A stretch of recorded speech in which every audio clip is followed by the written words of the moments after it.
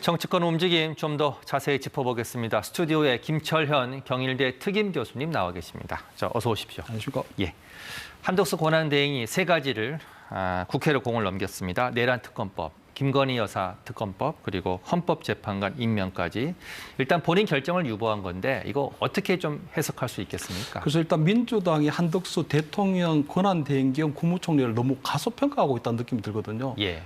한덕수 대행 같은 경우에는 노무현 정부에서 두 번째 총리를 역임하고 있고요. 예. 역대 최장수 총리거든요. 예. 근데 그러한 한덕수 대행을 향해 만약에 민주당에서 원하는 대로 임명하지 않으면 탄핵하겠다. 예. 이건 굉장히 자존심 상하고 불쾌한 상황이거든요. 예. 그렇기 때문에 아마 그런 불쾌한 감정 그대로 드러낸 걸로 봐야 되고요. 예. 오늘 바로 거부권 행사하지 않은 걸로 봐서는 그런 불쾌한 감정에 나오지 않도록 조금 국회에서 최대한 예우를 갖춰서 예. 해달라는 부분이 있고, 마지막으로 볼 때는 그 상특검에 대해서는 총리 시절부터 야당 인사만 추천하는 것은 유연적 요소가 있다는 것을 그렇죠. 일관되게 해왔거든요. 그렇기 예. 때문에 아마 이번에도 여야 간에 그런 합의가 없이 또는 이원 요소가 그대로 있다면 거부권을 이번에도 행사하겠다 하는 그런 것을 시사하는 걸로 볼 수 있을 것 같습니다. 예.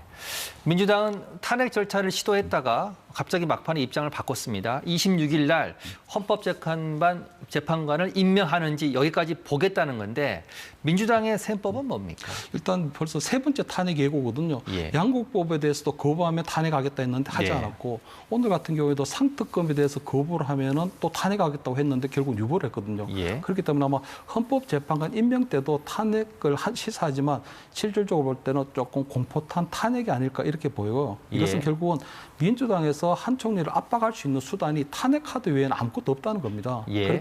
그러니까 한편으로 볼 때는 총리가 탄핵됐을 경우에는 탄핵권이 남발된다는 그런 여론이 악화될 수도 있고요. 예. 만약에 한덕수 총리를 탄핵시키면 경제부총리가 그 뒤를 이을 텐데 경제부총리가 실질적으로 임명할 수 있다는 그런 얘기도 없거든요. 그렇기 때문에 예. 지금 아마 민주당에서는 탄핵 카드를 계속 꺼내들고 있는데 그 카드가 통할 가능성은 굉장히 낮지 않을까 이렇게는 보입니다. 예.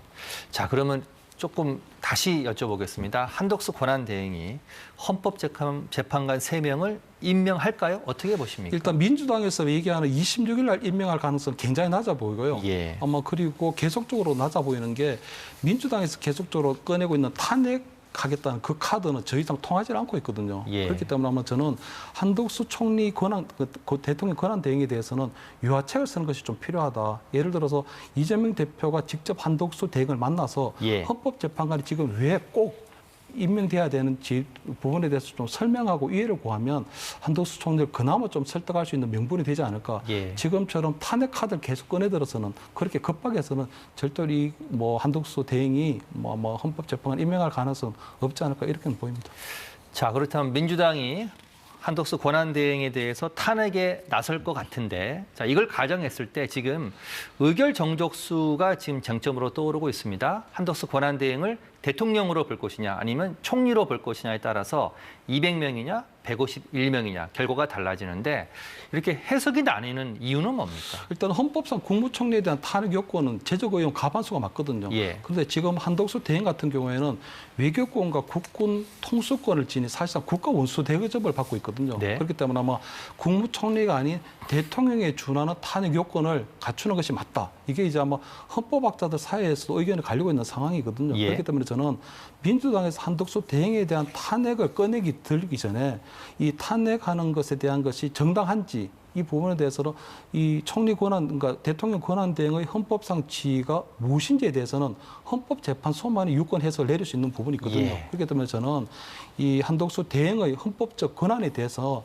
먼저 헌법재판소 유권 해석을 받는 것이 성결가지다 이렇게는 보입니다. 헌재로 또 다시 물어봐야 된다. 그렇습니다. 이런 말씀이신데, 자, 오늘 의원식 국회의장이 의결 정족수와 관련해서 기자회견을 이렇게 밝혔습니다. 1차적 판단은 의장의 몫이다. 자신이 결정하겠다. 이렇게 밝혔는데 이게 규정에 있습니까? 그리고 의원식 의장의 의중은 지금 뭐라고 보십니까? 일단 별도의 규정은 없고요. 예. 단지 이제 민주당에서 탄핵안을 발의하게 되면 그 탄핵안을 발의하고 접수까지는 하되 그것을 본회의에 보고하는 상정 여부나 이런 것들은 의원식 의장이 쥐고 있겠다는 거거든요. 예. 결국은 민주당에서 얘기하는 것처럼 탄핵안이 본회의에 보고되면 72시간 이내에는 반드시 이것이 처결해야 되기 때문에 예. 그것보다는 일단은 탄핵안이 접수가 되면 그것을 가지고 한덕수 대행하고 실질적으로 이 헌법재판관 임명에 대해서 한번 예. 논의를 해보고 그 중재해보겠다는 그런 의지가 담겨 있다고 보이겁니다. 예.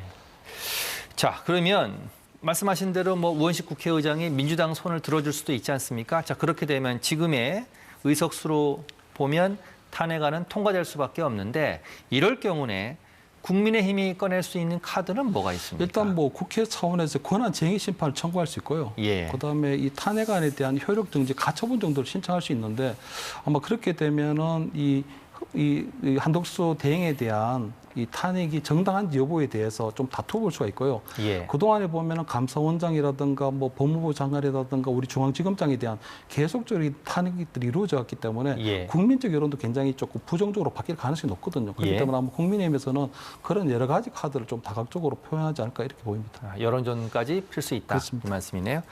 자, 마지막으로 국민의힘 상황을 좀 짚어보겠습니다. 비대위원장의 5선에 권영세 의원이 지명이 됐습니다. 권 위원장, 인터뷰를 이렇게 밝혔습니다. 당의 단합이 지금 가장 시급한 과제이다. 이렇게 얘기를 했는데, 자, 당이 단합되면 지금의 위기를 돌파할 수 있습니까? 그래서 굉장히 뭐 합리적이고 원만한 성품을 가지신 분이기 때문에 예. 당의 화합이라든가 안정에 큰 방점을 두고 있는 건 맞는 것 같거든요. 예. 하지만 그 권영세 의원 같은 경우에는 초대 통일부 장관을 했고 친윤계로 분류가 됩니다. 예. 그리고 윤석열 대통령하고도 굉장히 개인적으로 친분이 높다고 보이고 그렇기 때문에 지금 결국은 당내에서 볼 때는 친윤당이라는 그런 이미지가 굉장히 크기질 것 같고요. 야당에서 비판하고 있죠. 그렇습니다. 거기다 예. 이제 탄핵 반대당이라는 이미지도 조금 고착화 될 가능성이 높아 보이거든요. 예. 그런데도 불구하고 권영세 비대위원장 카드를 꺼낸 건 예. 결국은 아마도 윤석열 대통령과 탄핵 심판에 있어서 국민의힘이 공동 보조를 맞추겠다 하는 그런 의도가 있는 것 같고요. 예. 두 번째는 친윤계가 당내 주도권을 계속적으로 가져가겠다. 그리고 세 번째는 아마 앞으로 만약에 탄핵이 인용되고 만약 조기 대선이 가시화가 된다면 예. 친윤계가 주도해서 차기 대선 주도 관리를 해나가겠다 하는 이런 의도로 보입니다. 그렇기 때문에 아마 예. 권영세 의원 같은 경우는 비대위원장이기 때문에 굉장히 임시적이고 한시적인 역할에 불과할 뿐이고 예. 만약 조기 대선이 현실화된다면 어차피 차기 대선 후보 중심으로 새로운 판이 짜지지 않을까 그렇게는 보입니다. 예. 자, 이번 주 26일하고 27일 일정이 정치적으로 좀 복잡할 것 같습니다. 오늘 말씀 여기까지 듣겠습니다. 김철현 경일대 특임 교수였습니다. 고맙습니다. 감사합니다.